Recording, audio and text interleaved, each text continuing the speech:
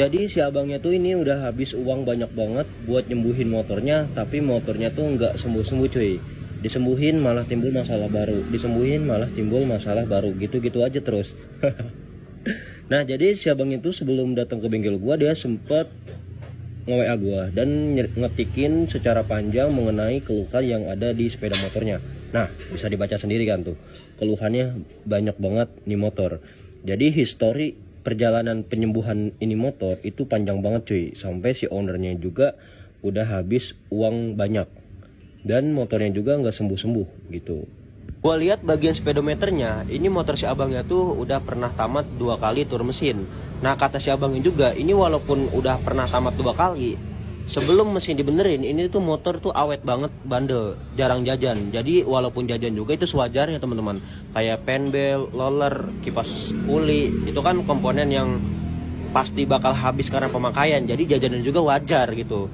Nah ini berbeda pas udah dibenerin bagian mesin, itu problemnya tuh nggak sembuh-sembuh cuy, malah timbul masalah baru gitu. Nah ini kata ownernya juga, motor ini tuh udah pernah 2 kali turun mesin. Nah di bengkel pertama itu diganti buat bagian piston sama bagian pelatuk. Cuman diganti bagian pelatuknya itu bukan yang original teman-teman, ini yang biasa gitu. Nah kalau bisa tahu, nah gua kan sering bongkar vario ya teman-teman, jadi tahu gitu. Ngelihat gini juga gua udah tahu. Nah yang pertama kalau pelatuk KW itu huruf E nya tuh besar, terus yang nggak rapi aja. Nah kalau yang original itu huruf E nya tuh rapih teman-teman, dia kecil, tajam juga gitu. Terus buat bagian bearing bambunya itu kalau yang original dia tuh NTN made in China teman-teman. Terus yang kedua, nah ini buat bagian setelan pelatuknya itu kalau yang original dia tuh kuat, dia dari baja gitu. Nah kalau yang imitasi dia tuh dari besi teman-teman. Nah ini nggak kuat lama gitu, ini belum lama juga ganti, ini belum ada 1 tahun. Nah gue nanya ke si ownernya juga kan, bang ini lu pelatuknya ganti yang KW ya? Gue nggak tahu bang, soalnya bengkelnya juga nggak bilang. Jadi seperti itu teman-teman.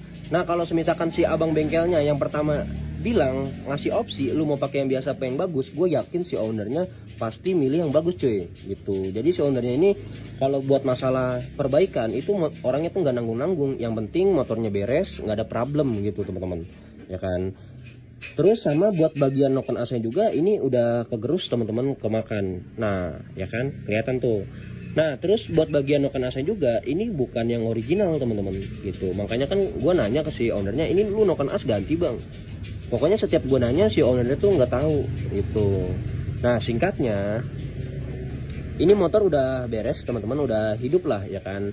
Nah dibawa seingat gue sih beberapa minggu gitu ya teman-teman, motor tuh ngebul ya kan. Nah motornya ngebul, ini ownernya tuh nggak balik lagi ke bengkelnya. Jadi si owner itunya tuh tipenya ya udah sih, gue kalau udah kecewa gitu, gue nggak bakal balik lagi. Jadi tipenya tuh orangnya seperti itu teman-teman ya kan. Nah jadi si ownernya nyari bengkel, nah nemulah tuh bengkel kedua teman-teman. Jadi dibongkar bagian mesin. Nah ternyata pas diselidiki sama bengkel keduanya, kenapa ini motor bisa ngebul, karena bos klepnya tuh udah kena teman-teman gitu. Jadi sama bengkel yang kedua itu bos klepnya tuh langsung diganti gitu. Jadi sebenarnya sih nanggung ya teman-teman pas di bengkel pertamanya. Kenapa pas turun mesin gitu kan, otomatis kan disekir ya teman-teman. Kenapa nggak dicek itu buat bagian bos klepnya? Kan kalau kayak gini kan kasihan si ownernya, jadi bongkar 2 kali cuy. Nah di bengkel kedua itu diganti bos klepnya teman-teman. Cuman sayangnya itu yang diganti itu bukan bos klep kepunyaan Vario, ini kepunyaan Motorbit teman-teman gitu.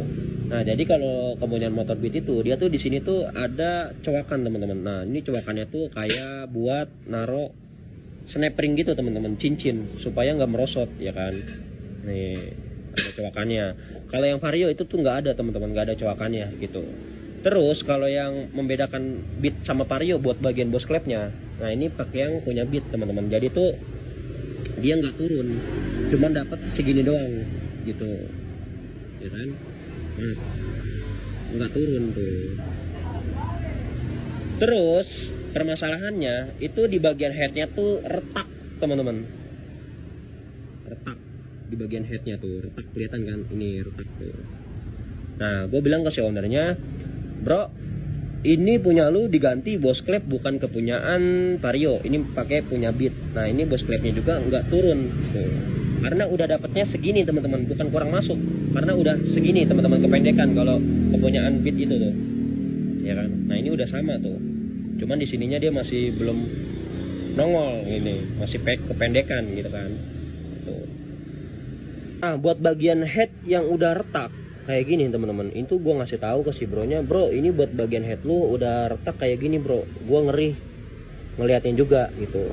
Nah terus kata si bronya, itu terus solusinya gimana bang? Ya solusi gue kalau misalkan lu ada budget, mendingan ganti sekalian gitu, biar nanti kesananya tuh aman. Soalnya kenapa gue ngasih tahu seperti itu teman-teman, kalau seumpamanya gue nggak ngasih tahu, main pasang-pasangin lagi aja ya kan, terus motornya hidup dari bengkel gue dipakai sama si bronya, terus nanti ada problem terus motornya dibuka di bengkel orang, pasti kan gue jeleknya kenapa bang? Ya jeleknya gue nggak ngasih tahu gitu. Nah gue ngasih tahu ini buat bagian headnya udah retak, jadi kalau seumpama si bronya nggak mau ganti head, kan udah gue pahitin, udah gue jelasin resikonya. Berarti kalau seumpama resikonya itu udah tiba ke si bronya, si bro nggak nyalahin gue. Tujuan gue seperti itu teman-teman. Jadi di bengkel gue itu ya gue ngasih tahu kerusakan, masalah diganti atau enggaknya itu terserah teman-teman gitu. Nah terus di bengkel keduanya juga ini si bronya ganti buat bagian setang sama bearingnya cuy ya kan. Nah ini gantinya juga belum lama cuy. Nah yang gua heran itu kan di notanya kan ditulis stang seher sama bearing diganti, cuman buat bagian bearing kerkas ini kondisinya tuh seperti ini teman-teman ya kan. Masa iya barang baru diganti kondisinya seperti ini? Harusnya kan dia bening kan teman-teman. Nah kondisi mesin si bronya kan kuning seperti ini. Kalau misalkan setang sama bearing diganti, pasti dia bersih sendiri teman-teman, beda sendiri, warnanya nggak sama gitu.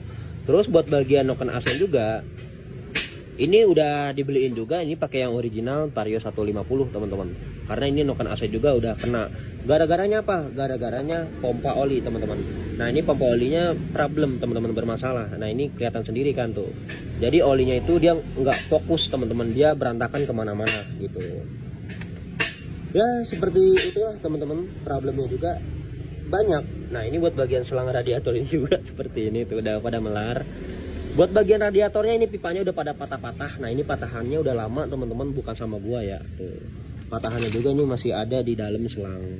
Jadi seperti itu teman-teman, problemnya banyak banget. Nah karena si bronya udah capek sama motor ini, jadi dia berharap sama gua, ya udahlah gua datang ke bengkel lu, semoga nanti nggak ada problem lagi bang, nanti kesananya tinggal perawatan gitu. Nah ini si bronya minta barang yang diganti itu barang bagus semua. Ini blok udah gue ganti pakai yang original, pelatuk original sama nokannya juga original. Nah terus buat bagian pompa olinya juga ini pakai yang original gitu teman-teman. Nah seperti itu.